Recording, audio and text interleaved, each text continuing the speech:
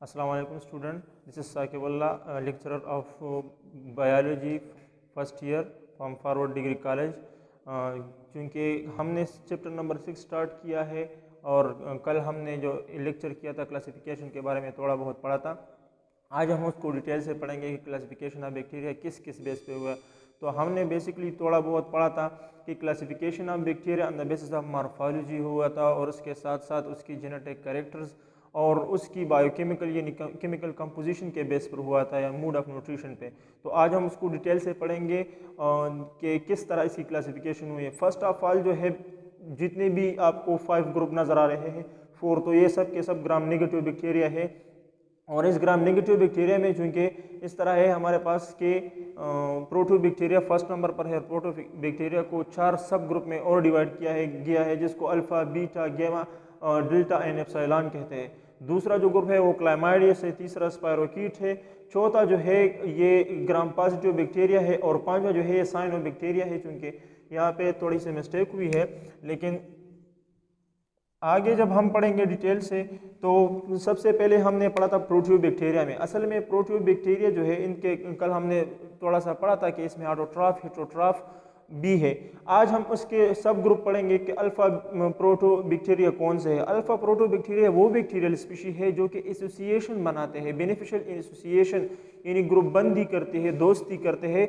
तो किससे दोस्ती करते हैं? चूँकि लेग्यूमिनस प्लांट है जिनके रूट में न्यूड्यूल होते हैं। मेजॉरिटी इस मौसम में जो पी मटर के प्लांट्स होते हैं या जिसको ट्रिटिकम कहते हैं हम, तो इसी के रूट्स में जो लिग्यूम होते हैं उसमें ये बैक्टीरिया पाए जाते हैं। इसका फंक्शन क्या है? ये नाइट्रोजन फिक्सन बैक्टीरिया करते हैं। ये प्लांट इनको जगह देती है जबकि ये प्लांट के लिए नाइट्रोजन फिक्सेशन करता है। तो इसी तरह से इसकी एसोसिएशन बनी रहती है। इसकी कॉमन एग्जाम्पल एक बैक्टीरिया है जिसका नाम है राइजोबियम। दूसरा जो ग्रुप है वो है beta proto bacteria. Beta proto bacteria इसको न्यूट्रिशनली इंपॉर्टेंट ग्रुप इसलिए कहते हैं क्योंकि ये क्या करता है कि ये नाइट्रिक ऑक्साइड पैदा करता है। किसको? अमोनिया को ऑक्सीडाइज करके।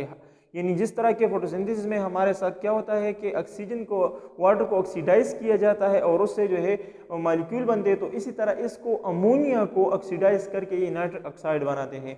और क्या करते हैं कि nitric oxide as a waste product होते हैं और उसके साथ साथ ही एनर्जी रिलीज होती है। तो उसी एनर्जी रिलीज की वजह से ही अपने प्रोसेस को कंटिन्यू करते हैं, उस एनर्जी को यूज़ करते हैं। इसकी कॉमन एग्जांपल जो है नाइट्रोसोमोनास एक बैक्टीरिया है, ये उसकी कॉमन एग्जांपल है। तीसरा जो सब ग्रुप है प्रोटियो बैक्टीरिया का वो गैमा प्रोटियो बैक्टीरिया है। गैमा प्रोटियो बैक्टीरिया जो है वो ग्राम नेगेटिव बैक्टीरिया है और इसमें क्या है कि सल्फर बैक्टीरिया है। ये क्या करते हैं कि सल्फर को एज अ वेस्ट प्रोडक्ट पैदा करते हैं। किस चीज़ से पैदा करते हैं? सल्फर डाइऑक्साइड से। और चौथा जो इसमें सब ग्रुप है वो डेल्टा प्रोडियो बैक्टीरिया है।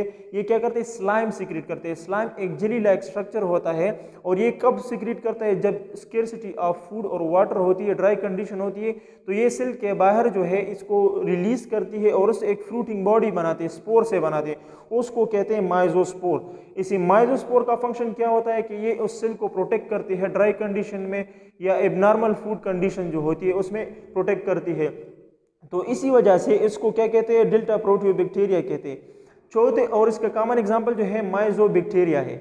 एप्सिलॉन बैक्टीरिया जो 5वें नंबर पर है वो क्या है? ये पैरासिटिक बैक्टीरिया है और ये डिजीज काज करते हैं ह्यूमन और प्लांट एनिमल में। चूँकि एनिमल में ह्यूमन भी आते हैं, सोशल एनिमल्स जो है जो हमने पिछले लेक्चर में पढ़ा भी था, और एनिमल में तो ह्यूमन में जो है इसकी एक कॉमन एग्जांपल है हेलिकोबैक्टर पाइलोरी। ये एक बैक्टीरियल का नाम है, स्ट्रेन है जो कि स्टमक अल्सर काज करता है। क्लेमाइडियस जो सेकंड बड़ा ग्रुप है बैक्टीरिया का, ये ग्राम नेगेटिव बैक्टीरिया है, ये भी पैरासिटिक है और ह्यूमन और एनिमल में डिजीजेस काज करते हैं। ये चूंकि हेटेरोट्रॉपिक्स है और दूसरों पर टोटली डिपेंडेंट है खुराक के लिए। तीसरा नंबर जो बड़ा ग्रुप है वो है स्पायरोकीट। स्पायरोकीट असल में स्पायरल शेप होते हैं, फ्री लिविंग होते हैं, मतलब इसमें कुछ फ्री लिविंग भी है और कुछ पैरासाइट भी है। और ज़्यादातर इनका काम क्या है कि ये हेटेरोट्रॉफ से अपना खुराक तैयार नहीं कर सकते, लेकिन जो खुराक तैयार नहीं कर सकते तो उसमें कुछ फ्री लिविंग है और कुछ जो है डिपेंडेंट है यानी पैरासाइट्स है। चौथा नंबर जो है हमारे पास बहुत ही इंपॉर्टेंट जो ग्रुप है, बड़ा ग्रुप है, वो साइनोबैक्टीरिया है। साइनोबैक्टीरिया को हम ब्लू ग्रीन एल्गी भी कहते हैं। ये फोटोसिंथेटिक है, इसमें फोटोसिंथेसिस होती है, मतलब ऑटोट्रॉफ से।